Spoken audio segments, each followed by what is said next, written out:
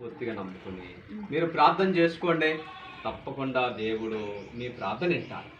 మిమ్మల్ని మీ కుటుంబాన్ని యేసయ్య దీవిస్తాడు. ఎందుకంటే యేసు ప్రభు జీవము గల దేవుడు. యేసు ప్రభు వారు ఈ లోకంలోకి వచ్చాక ఆయన ఒక మాట అన్నాడు. ఏమన్నాడంటే, నేను లోకమునకు వెలుగును, నన్ను వెంబడించువాడు చీకట్లో నడవక జీవపు వెలుగు కలిగిందని మీతో నిశ్చయముగా చెప్తున్నాను. కాబట్టి యేసు ప్రభువుని మనం నమ్ముకున్నట్లయితే మనము జీవపు వెలుగు కలిగి ఉంటాం. ఎప్పుడైతే మనము జీవపు వెలుగు కలిగి ఉంటామో మనం ధన్యులం అవుతామో, పరలోకానికి మనం చేరుకునేవారు కలుగు. ఎందుకంటే లోకములో దేవుడంటే తెలియనటువంటి యేసు ప్రభువుని నమ్మనటువంటి వారు చీకటిలోనే జీవిస్తూ ఉన్నారు.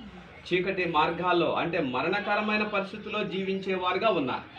ఆ మార్గం యొక్క గమ్యం ఎక్కడ చేరుస్తుందంటే నరకాన్ని చేరుస్తుంది. అదే యేసయ్యను మనం నమ్ముకుని ఆయన వెంబడిస్తే జీవపు వెలుగు కలిగి ఉంటాం. మనం పరలోక రాజ్యం అనే నిత్య జీవములో మనం అందరం పాలు పంపులు పొందేటువంటి వారు కాగలుగుతాం.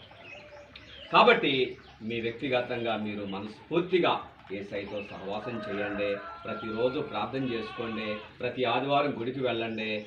యేసయ్యను నమ్మకంగా వెంబడించండి. అప్పుడు మీరు జీవపు వెలుగు కలిగి ఉంటారు. ఆ మార్గం యొక్క గమ్యం మిమ్మల్ని పరలోకానికి చేరుస్తుంది. దేవునికి స్తోత్రం.